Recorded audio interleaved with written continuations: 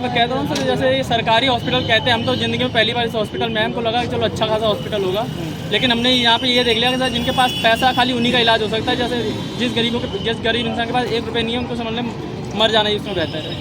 कैसे इलाज होता है, क्या पैसा लिया जाता है? बिल्कुल पैसे ले जाते हैं सर। कौन लेता है पैसा? ये अंदर जो बुआ वगैरह है ये सब पैसे लेती हैं।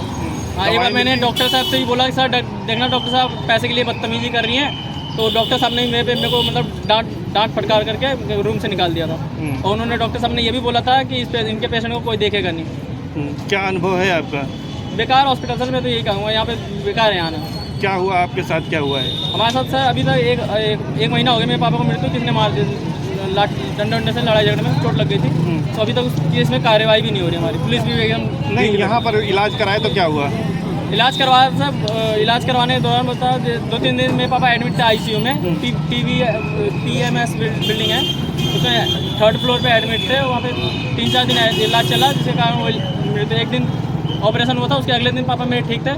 फिर शाम को अचानक उनकी तबीयत ख़राब हो गई, जिसके कारण मेरे पापा तड़पते रहे। डॉक्टर को मैंने बोला भी कि सर देखना मेरे पापा दिक्कत हो रही है, ज़्यादा कुछ वो हो रहे हैं, कुछ बोल नहीं पा रहे हैं, मैं कुछ कह पा रहे हैं, लापरवाही हुई। हाँ, डॉक्टर साहब को मैंने बोला सर देख लो, तो डॉक्टर साहब कह रहे हैं दवाई उनको टाइम से मिलेगी। 5 बजे मेरे पापा की दवाई खत्म हो गई थी। रात को 11 बजे तक तड़पते रहे। फिर उनके जब ज़्यादा तड़प उठने लगी तब डॉक्टर साहब उठे, आए और गले की साफ सफाई करने लगे, जिनके कारण उनकी मौत हो गई। नाम बताओ अपना। मेरा किसान नाम है, पापा का नाम मेरे सिली मिठाई लाल जी। ठीक। दवा की जो पर्ची लिख के देते हैं ना कि बाहर से लेके आओ, जिसके मान लीजिए जिसके पास पैसा है वो दवा लेके आएगा, जिसके पास पैसा नहीं वो क्या करेगा, उसका तो सीधा मृत्यु तय है। यही हम मतलब आपसे हम लोग अनुरोध करेंगे, आप लोग जो है यहाँ दवा जो है मुहैया कराया जाए, क्योंकि गरीब जो है सुरक्षित रह सके। सरकार से क्या मांग करते हैं? सरकार से यही करेंगे कि यहाँ जो दवा है अंदर ही मिलना चाहिए। महंगा दवा बाहर से, मान लो थोड़ा भी दवा हो, बड़ा हो छोटा हो, सब बाहर से लेके आओ। कम से कम आधा या कुछ भी जो है दवा पूरा होगा तो सेव है, अच्छा है। डॉक्टर्स वगैरह रहते हैं, देखते हैं? डॉक्टर से देख रहे हैं, मगर कुछ मैं पर्ची घर पे था तो पर्ची में फ़ोटो मंगवाया था, तो जिसमें कि कोई मैडम ने, मैं देखा नहीं, मेरा चाचा का लड़का है, वो पर्ची फ़ोटो खींचा तो वो मोबाइल उसका फ़ोटो डिलीट करा दिया गया। ऐसा क्यों हो रहा है? मतलब फ़ोटो तो लेना चाहिए, बोले यहाँ अनुमति नहीं है। ठीक। नाम बता दीजिए। मेरा नाम जयचंद है, मैं थाना जिगना, जिला मिर्जापुर से आया हूँ।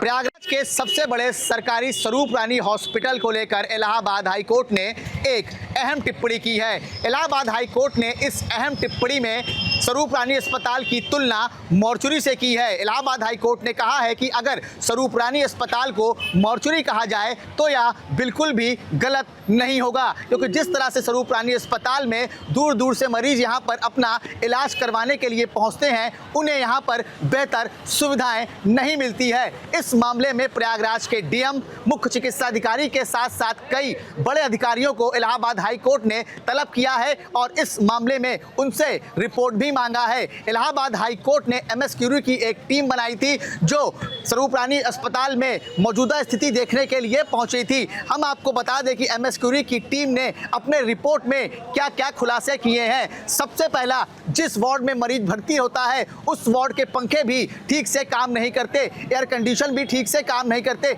और जिस मशीनों से मरीजों का इलाज किया जाता है वो मशीनें भी ठीक तरीके से काम नहीं करती हैं। इलाहाबाद हाई कोर्ट ने यह भी कहा है कि स्वरूप रानी अस्पताल मेडिकल माफियाओं का अड्डा बनता जा रहा है। इस पर भी नकेल कसने की सख्त आवश्यकता है। इलाहाबाद हाई कोर्ट ने महाकुंभ का उदाहरण देते हुए कहा कि अच्छा हुआ महाकुंभ में ऐसा कोई बड़ा हादसा नहीं हुआ।